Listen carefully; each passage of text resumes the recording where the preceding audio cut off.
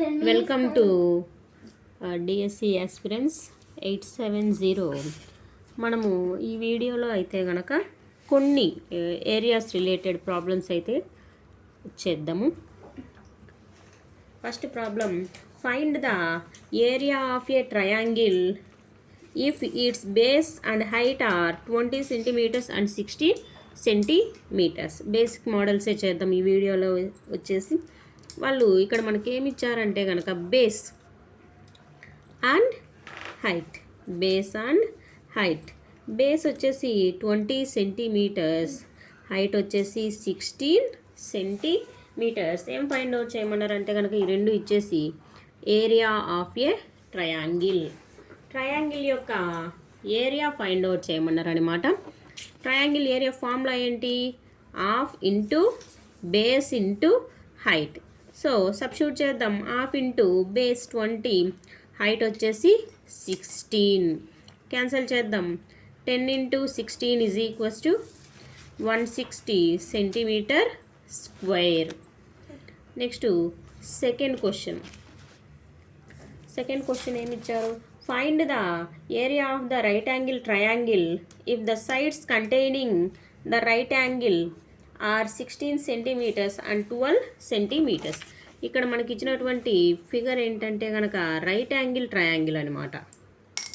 Right angle triangle అంటే ఏంటి? ఇక్కడ మనకు 90 degrees ఉంటుంది.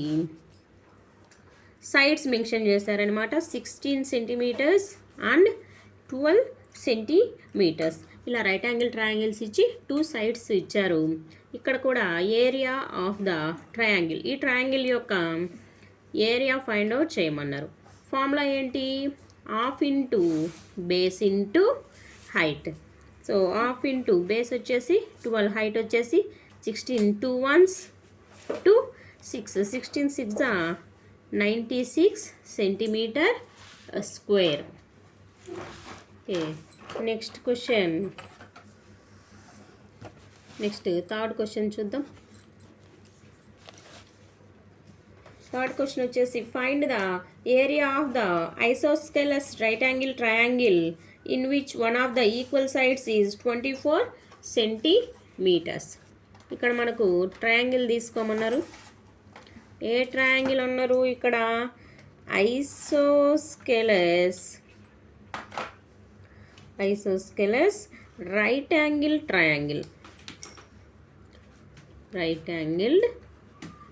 అనమాట. ఐసోస్కెలస్ అంటే ఏంటి? మనకు 2 sides అనేది ఈక్వల్గా ఉంటుంది. ఇక్కడ సైడ్ ఏం మెన్షన్ చేశారు? 24 centimeters, 24 centimeters, 24 centimeters sides mention చేశారు. దట్ టు రైట్ యాంగిల్ అన్నారు. ఇలా ఉన్నా కూడా ఏరియా ఫైండ్ అవుట్ చేయమన్నారు. ఫార్ములా ఏంటి? Same formula, half into base into height. Half into base 24, height also here 24 centimeters. 12 ones 12 twos, 24 into 12, 12 fours are 48, 12 twos are 24, 24 plus 4 28, 288 centimeter square.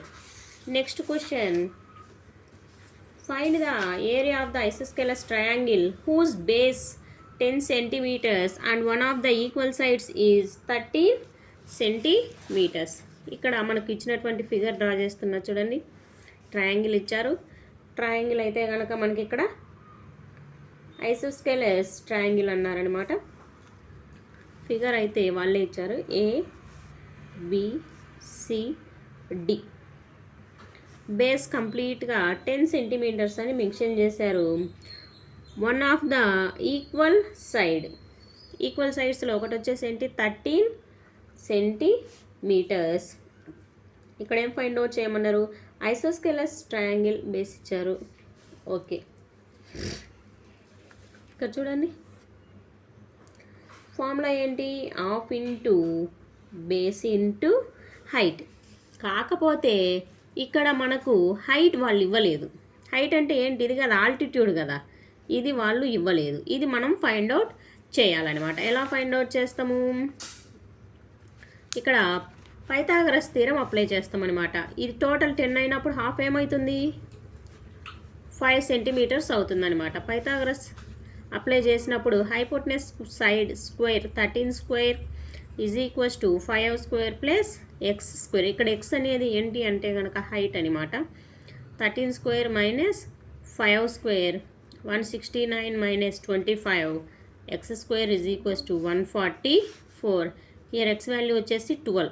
ఈ 12 అనేది ఏంటి height. 12 అనేది హైట్ అవుతుంది. ఇప్పుడు మనం సబ్స్టిట్యూట్ చేద్దాం. హాఫ్ ఇంటూ బేస్ వచ్చేసి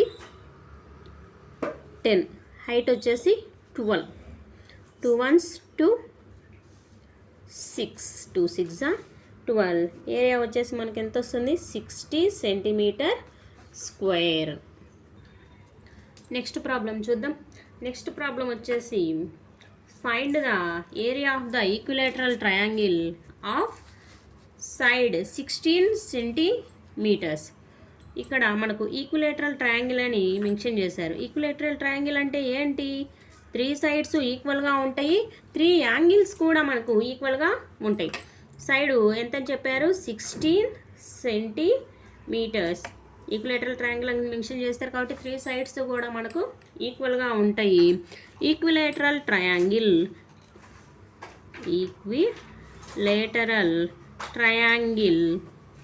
ఏరియా ఫైండ్ అవుట్ చేద్దాం. Area is equals to formula వచ్చేసి √3/4 a square. √3/4 a square. √3/4 into a అంటే ఏంటంటే సైడ్ అనమాట. ఏ స్క్వేర్ అంటే 16 ఇంటూ 16 నోట్ చేస్తాం. 4 1s 4 4s 16 4s 64 √3 సెంటీమీటర్ కాబట్టి centimetre square. Equilateral triangle area formula వచ్చేసి ఇదనమాట. నెక్స్ట్ ఇంకొక problem. Find the area of the equilateral triangle in which its height is 12 centimetres. ఇక్కడ కూడా ఈక్విలేటరల్ ట్రయాంగిలే మెన్షన్ చేశారు. ఈక్విలేటరల్ ట్రయాంగిల్ మెన్షన్ చేసినప్పటికీ ఇందులో మనకు ఓన్లీ హైట్ మెన్షన్ చేశారనమాట. హైట్ అంటే మనకు ఇక్కడ ఫిగర్ ఉంది కదా, ఈ హైట్, ఈ మిడిల్ హైట్ ఇచ్చారనమాట. Altitude 12 centimetres. ఇలా హైట్ ఇచ్చినప్పుడు ఏరియా ఫార్ములా వచ్చేసి h² divided by √3. 12 into 12 divided by √3. ఇక్కడ మనం దీన్ని ఎలా రాస్తామంటే కనుక 12ను 4 ఇంటూ 3 రాస్తాం కదా. ఇప్పుడు 4ని 3ని వచ్చేసి √3 ఇంటూ √3గా రాస్తే ఒక √3 ఏమవుతుంది క్యాన్సిల్ అయిపోతుంది. ఇప్పుడు మనకు ఏరియా వచ్చేసి 4 into 12 into √3. 12 4s 48 √3 centimetre square వచ్చేసి ఇక్కడ మనకు ఆన్సర్ అవుతుందన్నమాట. Next question. Find the area of the parallelogram. Parallelogram ఇచ్చారనమాట. ప్యారలలోగ్రామ్ సైడ్ ఇచ్చారు. సైడ్ వచ్చేసి 20 సెంటీమీటర్స్ అండ్ హైట్ వచ్చేసి మనకు 12 సెంటీమీటర్స్ ఇచ్చారనమాట. Area of the parallelogram formula వచ్చేసి మనకు base into height. So 20 into